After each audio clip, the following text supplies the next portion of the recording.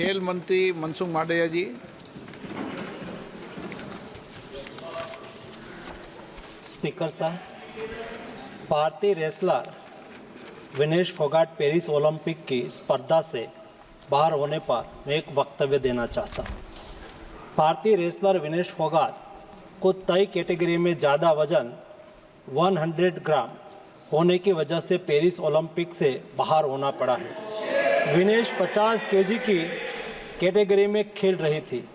स्पर्धा के लिए विनेश का वजन 50 किलोग्राम होना अनिवार्य था। UWW के नियमों और विनियमों के अनुसार सभी प्रतियोगिताओं के लिए संबंधित श्रेणी के लिए प्रत्येक सुबह वजन माप का आयोजन किया जाता है।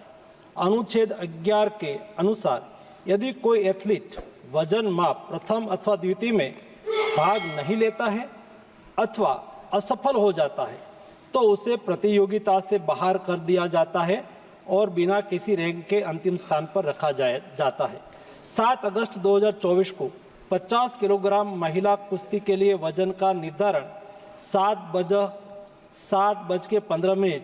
और 7:30 पेरिस समय के अनुसार रेपोचेज और फाइनल में भाग लेने वाले पहलवानों के लिए किया गया था।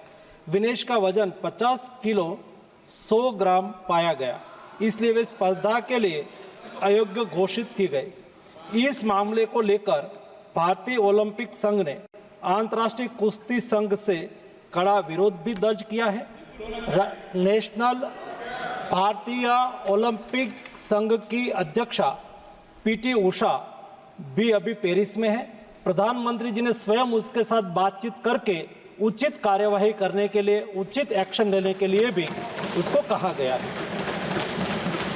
विनेश मंगलवार 6 अगस्त को 3 मुकाबले जीतकर 50 केजी रेसलिंग ओलंपिक में फाइनल में पहुंचने वाली पहली भारतीय महिला रेसलर बनी थी। सेमीफाइनल में उन्होंने क्यूबा की पहलवान गुजमान लोपेजी को, क्वार्टर फाइनल में यूक्रेन की ओक्साना लिवाच और प्री क्वार्टर फाइनल में वर्ल्ड चैंपियन जापान की यूई सुसाकी को 3-2 से मात दी थी। उन्हें बुधवार 7 अगस्त की रात करीब 10 बजे गोल्ड मेडल के अमेरिकी रेसलर सारा एन हिल्डरब्रांड से मुकाबला करना था। जहां तक उनकी तैयारी हेतु सहायता का प्रश्न है, भारत सरकार ने विनेश फोगाट की उनकी आवश्यकता के अनुसार हर संभव सहायता प्रदान की है। उनके लिए पर्सनल स्टाफ भी नियुक्त किए गए हैं जो अपने क्षेत्र के विशेषज्ञ हैं। उनके साथ हंगरी के विख्यात कोच ओलेर अकोस और फिजियो अश्विनी पाटिल हमेशा रहते हैं। इनको ओलंपिक के लिए इनके अतिरिक्त व्यक्तिगत सहायक स्टाफ जैसे विभिन्न sparring partners, strength of conditioning विशेषज्ञ के लिए वित्तीय सहायता प्रदान की गई, जिसका विवरण इस प्रकार है।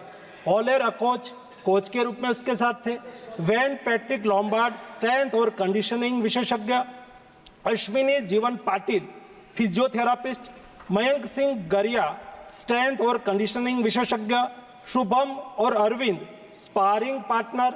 इनको पेरिस ओलंपिक चक्र के लिए कुल 70,45,775 की वित्तीय सहायता दी गई है, जिसका विवरण इस प्रकार है।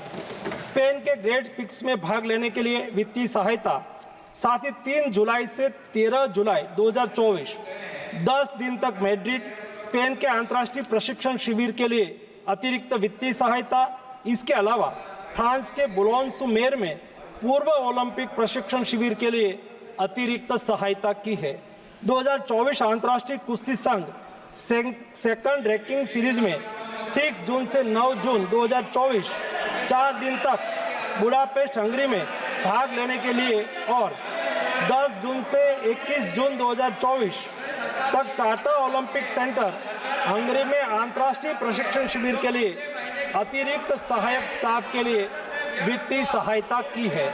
स्ट्रेंथ और air conditioning coach mister Wayne Patrick Lombard के लिए टाटा ओलंपिक सेंटर हंगरी में 10 जून से 21 जून 2024 11 दिन तक अंतर्राष्ट्रीय प्रशिक्षण शिविर में भाग लेने के लिए भी वित्तीय सहायता की है।